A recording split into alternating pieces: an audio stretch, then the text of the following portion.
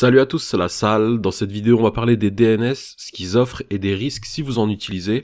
Alors vous vous souvenez peut-être en début d'année 2014 si vous étiez sur GTA V, quand les DNS sont sortis la première fois, la plupart des joueurs en profitaient, beaucoup étaient milliardaires, GTA V s'était transformé en monde quasiment modé, on peut dire ça comme ça.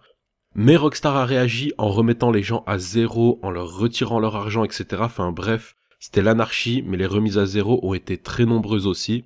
Des codes DNS ont revu le jour ces jours-ci, je vous montre donc ce que vous auriez pu avoir avec. Ça se trouve même qu'il y en a parmi vous qui les ont utilisés. Alors, ce que vous auriez pu avoir, c'est de la neige avec des boules de neige de façon permanente. Vous auriez pu aussi avoir la possibilité de garder votre argent que vous laissez en cash. Il y avait aussi, grâce au DNS, la suppression du temps avec lequel vous êtes exclu d'une session pour une activité. Donc là, vous auriez pas été exclu. Vous auriez pas eu non plus d'étoiles de police si vous foutiez le bordel dans GTA V, donc en session libre. Tous les items du jeu auraient été accessibles à l'achat gratuitement. Vous auriez eu aussi la possibilité de détruire autant de véhicules que vous voulez sans jamais passer en mauvais joueur.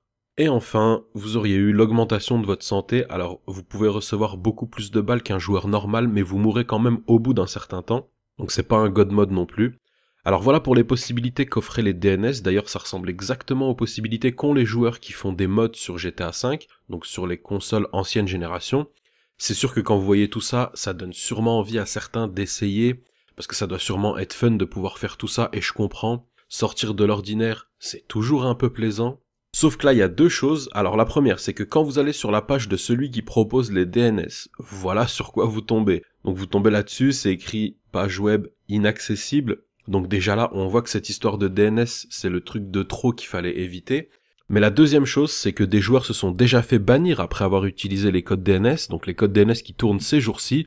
Perso, les codes DNS, j'en ai jamais mis sur ma chaîne, c'est parce que Rockstar ne plaisante pas avec ça, ils chercheront pas à savoir si vous avez glitché ou pas, là c'est le bannissement direct. Les glitches à la limite, ils cherchent à savoir, mais là, pas du tout. Même si ça part d'un bon sentiment et que vous voulez simplement vous amuser seul en session solo juste pour voir ce que ça donne, vous serez considéré comme celui qui est allé en session libre, qui a fait chier tout le monde, qui s'est rempli les poches, bref. Vous comprenez, je pense que les codes DNS sont vraiment à éviter. Après, libre à ceux qui veulent essayer de le faire, mais bon.